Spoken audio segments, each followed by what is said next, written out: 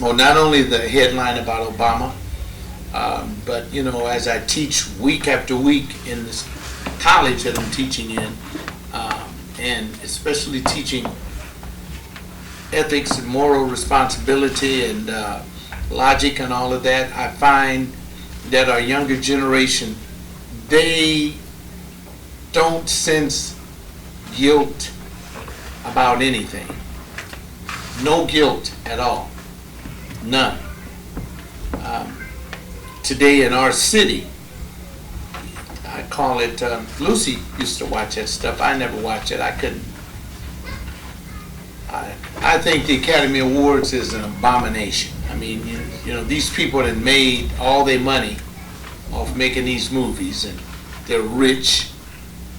I think we can see in the lives of the rich and famous, because we're giving younger and younger people more and more and more money. When you have someone like Chris Brown driving a Maserati, I've never touched one of the cars, let alone drive one. And here he is, 19 years old, with all that power under his feet, and it's just terrible.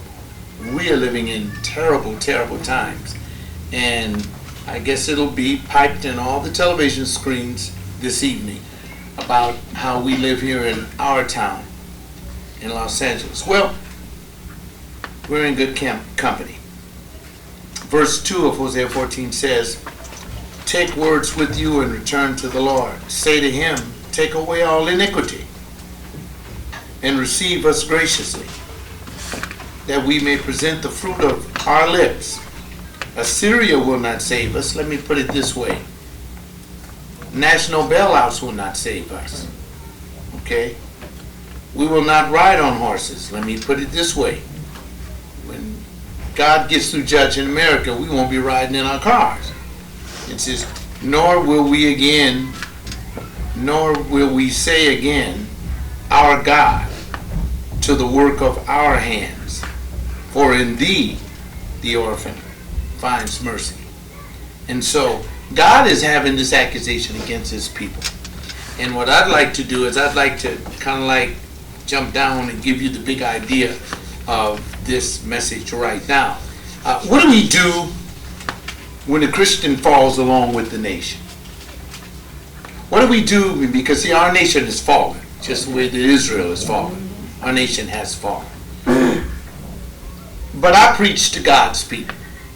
What do you do when Christians fall along with it? Because I believe that, with the collapse of a nation, you're going to find the collapse of the ideas that we hold dear to us. I got an email from one of my friends. He's a well-known musician, and he'll be performing. It's Black History Month. He'll be performing in a church in Los Angeles today. And I got an email early last night, and I emailed him back and said I plan to be there. It's at a good time, 5:30, so I can be there. And he says, "Pastor John, I'm looking forward to seeing you," and I am. And it's going to be held in a Word Faith church. And I'm going to try not to get embroiled, but I know how it is when I go around places like that. But let's talk about this. The historical context deals with the stubborn heart of a king and a stubborn people during a time of rebellion in the northern kingdom of Israel. That was called Ephraim. Unabated wickedness had overrun the whole land. Unabated meaning that there was no gauges to stop it. There was no gauges. I was thinking about this thing that came out. Man, all of the news that's happening in our world, the killings and the maulings of animals attacking humans, and the way we respond to all those things, it's just unabated sin. One sin after the other. Well, under Ahaz, who was a wicked king, idolatry had flooded the entire kingdom. And I think that, that's what we're dealing with today. Our greed for finances and to make our life work the way we want it to work. There's a lot of people not in church today because they're trying to make their life work for them. Hey, it's about me getting mine right now. It's about me getting mine. And in doing that, you fall away from God. Those watching over these devices here, their lives are like that too. Well, it's kind of nice. I can watch a DVD of Pastor John. I don't have to present myself. We'll get into the lack of even attending a worship service. But as we look at some of the lament in that God puts forth, just kind of go a few pages ahead and look at chapter 11, verses 1 through 4. Just turn ahead. Turn ahead. Hosea 11, 1 through 4. He says, when Israel was a youth, God says, I love them. He's using this kind of language. He's saying, when Israel was young, I loved them. All right? And out of Egypt, I called my son. The more they called him, the more they went from them. They kept sacrificing to the Baals and burning incense to idols. Yet it is I who taught Ephraim to walk. I took them in my arms, but they did not know that I healed them.